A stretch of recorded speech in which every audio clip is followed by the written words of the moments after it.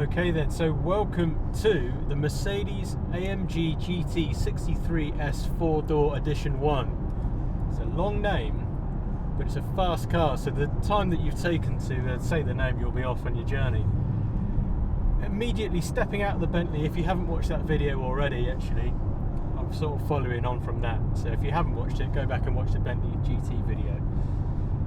Immediately after stepping out of that, this feels so much more like racy. Even just cruising along in comfort mode now on a really smooth bit of road, you feel the bumps, it feels like hunkered down, it feels a lot more sporty than the Bentley did. It feels like it wants to be driven like properly, which we might go and do now. But in terms of comfort and refinement, the Bentley wins it hands down. This is very, very nice inside. It's a technology fest. Like the options on the screens is crazy. It is very nice in here. I love the seats. The seats are incredible, so comfortable. Even though they look uncomfortable, they are very comfortable seats. They've pretty much. I don't really want to do a direct comparison between these two cars. I want to do them in their own right, but it's hard to really. I just spat on my leg then. It's hard to I'll cut that bit out. So yeah, it's hard to do a comparison. It's hard to not compare the two back to back when you're driving them back to back. But this feels quicker, even though it's not, because you're bouncing around a bit more.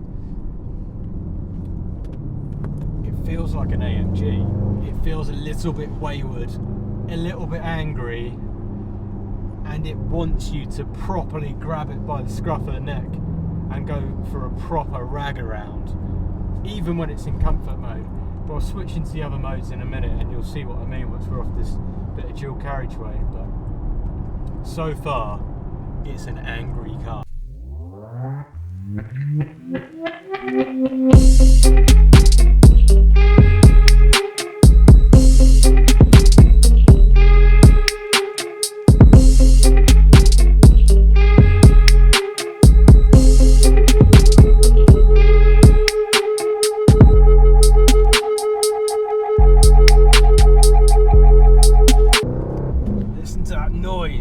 This is when the AMG turns into an AMG. It's a proper little animal. Well, it's not very little actually, it's quite a big animal, but this is a car that it doesn't waft you around in comfort. It makes you make stupid, serious faces as you're blasting around country lanes, and it loves it. That's what this car is for. It's for putting your foot down, making that noise, feeling it squirm around underneath you. I think I was being like, when I first got in this and I was like, oh, this is a bit uncomfortable. It's a different car. Like, now you think about it, it's a 4-door version of an AMG GTR. So it's a racing car, it's a sports car that happens to seat 4 people, and the rear seats are actually really cool. So it's not supposed to be a luxury wafter. It's supposed to be a race car. And once you get that into your head, you're like, oh my god, this is a serious car. It's almost a bit too serious. But the good thing about this being an AMG, obviously, I mean, we're shooting this in late October. The roads are cold, the tyres are cold, there's leaves on the road is slightly damp. If you had a normal AMG with, what is it, 650-ish horsepower, around 900 newton meters of torque, if you had a normal AMG with that much power, you would just be going sideways your entire life. But this has got 4-wheel drive, and it works really, really well. It still feels like an AMG. It still feels like it's going to kick the back end out any minute. It keeps you on your toes, but it keeps you safe. And that's the difference. You're probably not going to end up in a hedge driving this fast.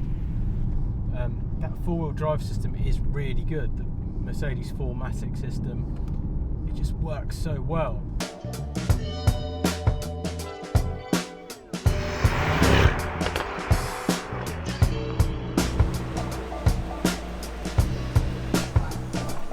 You and Thomas. I sent you a message. Did ya? I was driving about this. I said if you're in, I was going to come and do a little spoof video of you going, what we've got here is a new AMG GT 63.